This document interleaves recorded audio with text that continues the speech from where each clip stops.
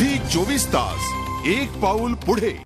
Indian grand pre साठी आता काही दिवसच शिल्लक आहेत आणि आता भारतीय F1 प्रेमींवरती या रेसचा रंग हळूहळू चढायला सुरुवात झालेली आहे। या ग्रँड प्री साठी बुद्ध सर्किट पूर्णपणे सज्ज झालेलं आहे। पहिल्या ग्रँड प्री मध्ये धुळीचं साम्राज्य असल्यानं या सीझन मध्ये ट्रॅकच्या आजूबाजूला गवत जास्त ठेवण्यात आलेलं आहे।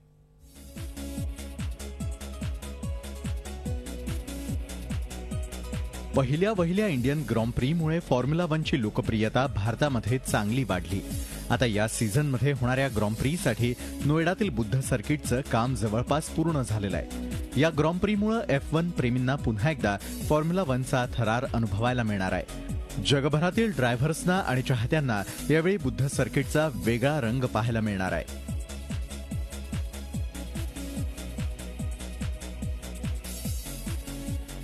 पार्किंग जो है काफ़ी बढ़ा दी गई है।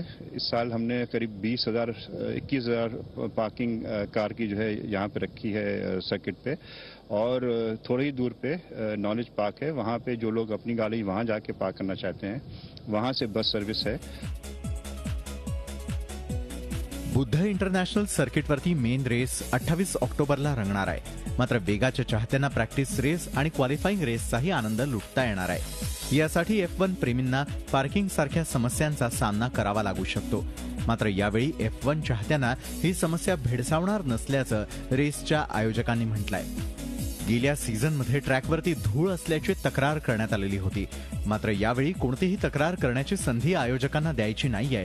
त्यामुळे इंडियन ग्रँड प्रीचं यावेळीही यशस्वी आयोजन होईल अशी आशा बाळगायला काहीच हरकत नाही।